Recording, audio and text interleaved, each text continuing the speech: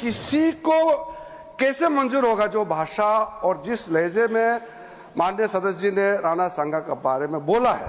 इंडी गठबंधन है कि नेता कांग्रेस पार्टी को भी मैं अनुरोध करता हूं, आप भी खुले तौर पर ऐसे स्टेटमेंट का खंडन कीजिए और चेयरमैन साहब ने जो ऑब्जर्वेशन किया है, कोई भी रीजन, कोई भी जाति का नेशनल हीरो को अपमान नहीं करना चाहिए, देश में भी और इस सदन में भी।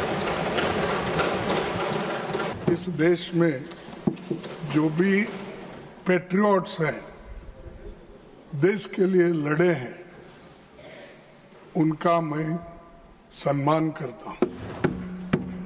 लेकिन इसका मतलब ये नहीं है कि कानून अपने हाथ में लेकर अगर कोई किसी के घर पे जाकर तोड़फोड़ करता है,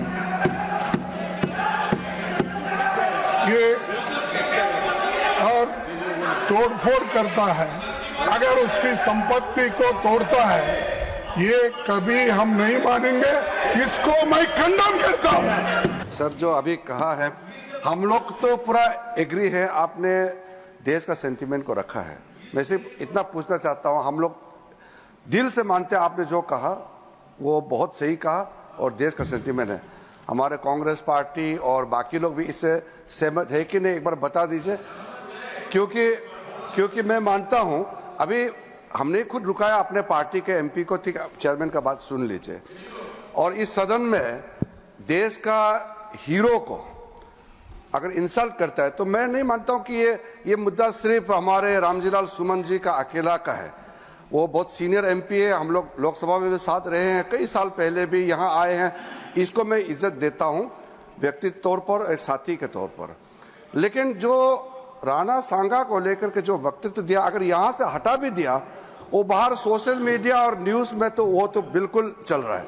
और सुन के किसी को कैसे मंजूर होगा जो भाषा और जिस लहजे में माननीय सदस्य जी ने राणा सांगा के बारे में बोला है।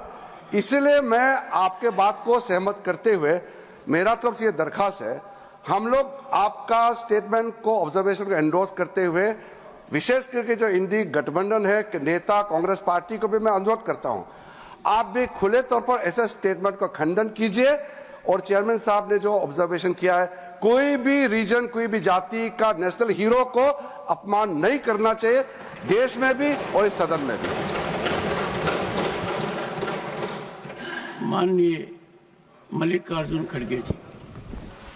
सर, आपने जो बातें रखी है, हम उसका स्वागत करते हैं।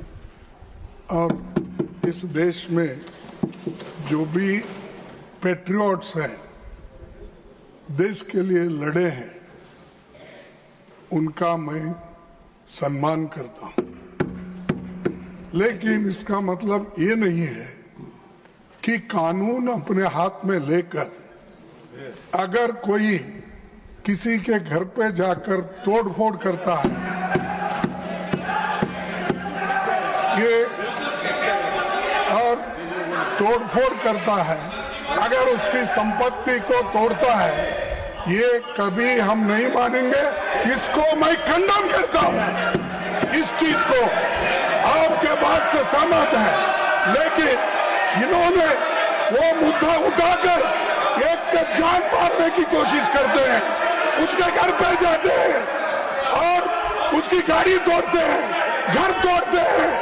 ये अपमानजनक जो दलितों के खिलाफ हो रहा, ये कभी नहीं सहन करेंगे।